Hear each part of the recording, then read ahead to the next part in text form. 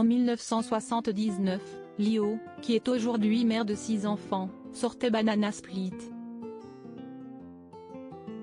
Un morceau qui a fait danser toute une génération mais qui est ensuite tombé petit à petit dans l'oubli. Mais grâce à Apple, cette chanson connaît un second souffle.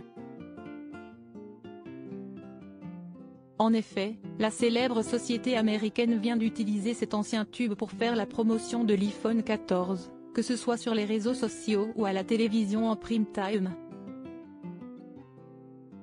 Sur ce spot publicitaire, accompagné donc de ce titre qui défile en fond, on peut apercevoir un homme en train d'utiliser son portable de couleur jaune, qui est une référence directe au titre de la chanson, avant de soudainement prendre la forme d'un personnage de dessin animé et, comme l'explique Le Point, se balader dans les rues sur les notes de ce succès populaire. Un clip qui comptabilise presque 17 millions de vues sur YouTube. CST un cartoon cette pub. Elio aussi, CST un cartoon. La pub est drôle et la chanson aussi. Contente pour le Banana Split et pour ma pomme, on reste dans les fruits, s'est-elle réjouie dans les pages du Parisien. Ce renouveau de sa chanson va également lui permettre de renflouer ses caisses, les contrats négociés par Apple comportant toujours des sommes astronomiques. CST génial, je pense que mon comptable va être content. Ça va mettre du beurre dans les épinards, a-t-elle confié au Quotidien.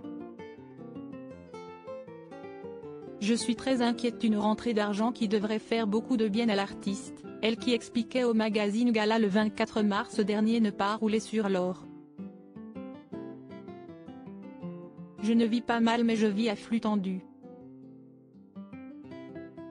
Je n'aille pas de trésorerie. Je ne me suis jamais occupé de tout ça. Quand je gagnais bien ma vie, d'autres personnes géraient cet aspect-là. Moi, j'ai toujours vécu dans ma valise, je ne suis jamais resté plus de 3 ans au même endroit. Je suis une nomade avec tout ce que ça implique, surtout quand on a plus 20 ans, CST sans doute pourquoi je me sens très fragile. Je n'aille pas d'ancrage. Je suis très inquiète. Je suis une femme inquiète, avait-elle expliqué. Sans oublier que Lio n'est qu'interprète de ses chansons, et pas auteur. Ce qui signifie que ses royalties sur ses musiques sont minimes. Au micro de RTL, elle a déjà révélé qu'elle touchait seulement de la part de l'ADAMI, Administration des droits des artistes et des musiciens-interprètes, entre 5 000 et 12 000 € par an. Elle peut donc remercier Apple d'avoir pointé le bout de son nez.